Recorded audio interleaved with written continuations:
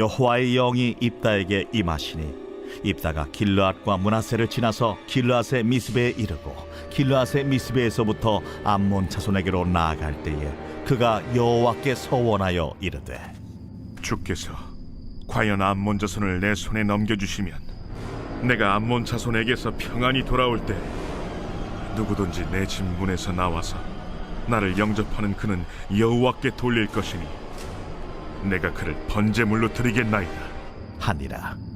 이에 입다가 암몬 자손에게 이르러 그들과 싸우더니 여호와께서 그들을 그의 손에 넘겨 주시매 아로엘에서부터 민닛에 이르기까지 20성읍을 치고 또 아벨크라밈까지 매우 크게 무찌르니 이에 암몬 자손이 이스라엘 자손 앞에 항복하였더라.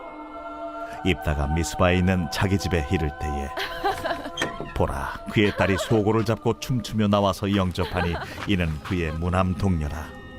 입다가 이를 보고 자기 옷을 찢으며 이르되 어찌할꼬 내 딸이여, 너는 나를 참담하게 하는 자요 너는 나를 괴롭게 하는 자 중에 하나로다.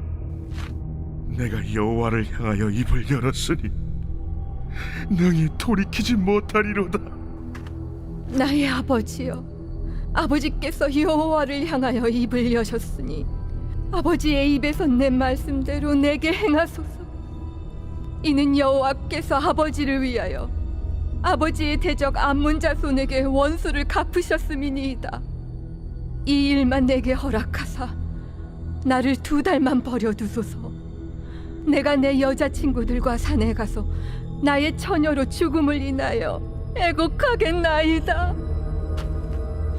가라. 하고 2달을 기한하고 그를 보내니 그가 그 여자친구들과 가서 산 위에서 처녀로 죽음을 인하여 애곡하고 2달 만에 그의 아버지에게로 돌아온지라. 그는 자기가 소원한 대로 딸에게 행하니 딸이 남자를 알지 못하였더라. 이것이 이스라엘의 관습이 되어 이스라엘의 딸들이 해마다 가서 길르앗 사람 입다의 딸을 위하여 나흘씩 애곡하더라. 할렐루야. 오늘 하나님의 말씀은 사사기 11장 29절부터 40절까지 말씀입니다. 오늘 말씀의 제목은 여호와의 영을 입다입니다. 입다 하면 어리석은 서원으로 대변되는 사사지요. 그는 이스라엘에게 놀라운 승리를 가져다 준 위대한 사사였지만 그의 잘못된 서원으로 그 공을 전부 덮어버립니다. 잃어버려요. 암몬 자손의 성읍 20개를 치고 매우 크게 무찔러서 항복을 받아내는 것은요, 아무나 할 수 있는 일이 아닙니다. 그럼에도 불구하고 입다 하면은 잘못된 소원 이렇게 기억합니다. 한 가지 실수가 모든 공을 덮은 예가 되죠. 그의 서원의 내용은 이렇습니다. 하나님께서 암몬 자손과의 전쟁에서 제게 승리를 주셔서 제가 평안히 돌아오게 되면 누구든지 제 집에서 저를 맞이하는 그를 번제로 드리겠습니다. 이렇게 알려져 있죠. 결연한 의지를 보이는 기도입니다. 하나님, 딜을 하는 거죠. 하나님과 딜을 하는 거죠. 하지만 그가 전쟁에서 이기고 돌아왔을 때 제일 먼저 그를 맞이한 사람이 누구였습니까? 그의 무남 동료, 외동딸이었습니다. 입다는 이제 후회해도 늦었습니다. 이 사건을 두고 학자들은 의견이 분분합니다. 정말 번제를 드렸을 것이다. 아니다. 이스라엘에서는 그런 문화가 없는 데다가 입다는 하나님의 사람인데 그 율법을 모르지 않았을 것이다. 그래서 번제를 드린 것이 아니라 딸을 여호와의 성막에 바친 것이다. 이런 내용이 제법 팽팽하게 맞습니다. 가뜩이나 그 당시 인신제사는요, 고대 근동에서는 신에게 바칠 수 있는 최고의 예물을 준비한 것으로 인식되었죠. 이방신들에게는 그랬습니다. 때문에 이 사건의 결과에 따라 그가 여호와의 신앙을 갖고 있는 참 이스라엘인이냐 아니면 이방의 풍습을 쫓는 무늬만 이스라엘이냐가 구분된다는 것이 오늘의 주제입니다. 진짜 인신제사를 드렸다면요, 입다는 하나님의 사람으로 보기 어렵다는 결과가 나옵니다. 이방의 신앙을 가지고 자기가 그린 하나님을 믿는, 즉 내가 복음의 사람이라는 것이죠. 반면에 여호와의 성막에 딸을 바친 것으로 일이 매듭이 지어졌으면요, 그는 여호와의 신앙 소유자가 맞습니다. 그 증거가 되죠. 대신에 어리석은 서원으로 애꿎은 그의 무남 동료가 처녀로 죽게 되는 불상사가 벌어진 것으로 정리할 수가 있겠습니다. 성경에서는 이 부분이 정확하게 나와 있지는 않습니다. 그런데 우리가 주목해봐야 하는 것이 있죠. 오늘 본문 29절에 나옵니다. 이에 여호와의 영이 입다에게 임하시니, 이 부분이 중요합니다. 여호와의 영이 입다에게 임하고 그가 암몬 자손에게 나아갈 때 그는 이 선을 하거든요. 근데 이걸 요약하면 이렇게 되는 거예요. 성령 충만한 입다가 인신제사를 서원했다 라는 것이 되죠. 마치 하나님의 영이 입다에게 임해서 그가 용기 백배에서 무시무시한 약속을 하나님께, 무시무시한 딜을 하나님께 걸었다는 것이 됩니다. 뭔가 앞뒤가 잘 안 맞지 않습니까? 그리고 얼마 전에 저는 조금 흥미있는 논문을 발견을 했습니다. 이 입다의 서원에 관한 건데요. 히브리어로 그의 서원을 살펴보면 30절이죠. 누구든지 내 집 문에서 나와서 나를 영접하는 그는 여호와께 돌릴 것이니 내가 그를 번제물로 드리겠나이다. 이렇게 서술되어 있습니다. 이것은 두 문장이죠. 첫 번째, 나를 영접하는 자를 여호와께 돌리겠습니다. 두 번째, 그를 번제물로 드리겠습니다. 그런데 그 두 문장을 연결하는 접속사 배라는 게 있는데요. 보통 그리고로 쓰입니다. 그러면 우리의 해석과 맞아요. 원래 개역개정의 해석과 맞습니다. 그런데 이것이 또는으로 쓰이기로 한다는 것이 이 논문의 골자였어요.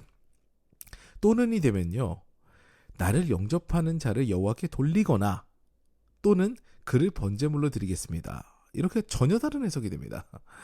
이 논문의 내용도 우리는 진위를 알 수가 없습니다. 다 파악할 수가 없죠. 성경이 구체적으로 이야기하고 있지 않거든요.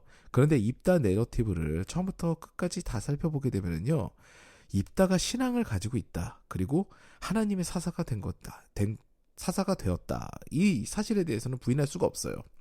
그런 입다가 이방신의 풍습을 따라서 자기네 딸을 번제로 드렸다고 보기는 어렵다는 것이 제 결론입니다.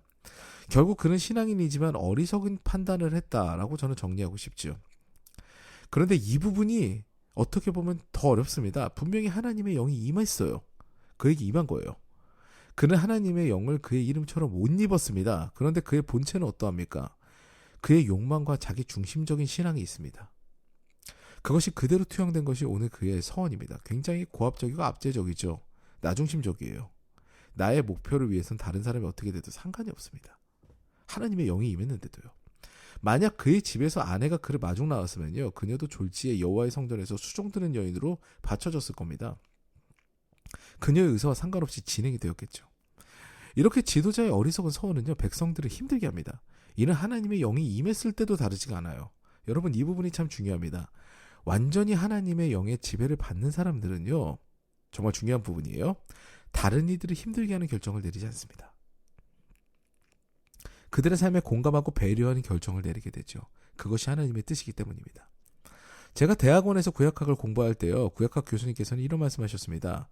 히브리어로 구약을 보면 하나님의 성령이 임했다는 것이 두 가지 표현으로 등장한다고 하죠. 한글로는 똑같이 하나님의 영이 임했다라고 해석이 되는데 둘의 히브리어 뉘앙스가 다른 부분이 있다고 합니다. 하나는 하나님의 영이 옷을 입듯이 마치 우리가 옷 입듯이 임한 것이고요. 다른 하나는 하나님의 영이 마음 중심 가운데 깊이 임했다는 그 표현이 있다는 거예요. 그리고 구약에서는 하나님의 영이 마음 중심 가운데 깊이 임한 사람이 3명 등장한다고 합니다. 여러분 맞추실 수 있을까요? 바로 요셉, 여호수아, 다니엘입니다.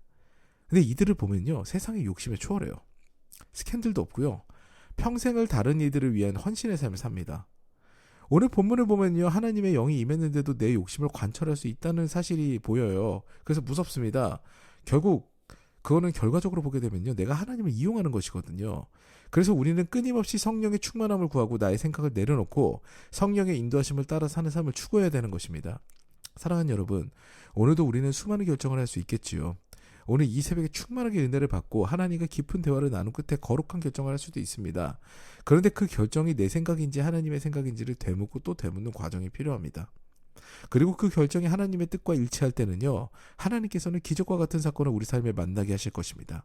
오늘도 그 은혜로 행복한 아침 시간을 시작하시는 더사랑 가족 여러분 되시기를 주님의 이름으로 축원합니다. 이제 우리 기도하실 텐데요, 오늘은 특별한 기도 제목을 하나 나누고자 합니다. 어제 위원장 장로님 부부와 총무님을 모시고 더사랑교회 성전자리 계약을 마치고 왔습니다. 그토록 바라던 일을 어제 이제 이루게 된 거죠. 하나님께서는 정말 생각지도 못한 곳에 우리의 성전을 예비하셨습니다. 이제 다음 주면은 인테리어가 시작되고 그 장소가 성전으로 변화가 될 텐데요. 이제 이걸 기도했으면 좋겠습니다. 지금까지 인도하신 하나님께서 이후의 과정에도 함께 하시고 주관하셔서 모든 과정이 순조롭게 진행되기를 원합니다. 라는 기도를 드리셨으면 좋겠어요. 아울러 말씀을 기억하시면서 오늘 이 새벽에도 잠잠하게 주님 앞에 나아가서 개인의 기도 제목을 두고 간절히 기도하는 시간을 갖겠습니다.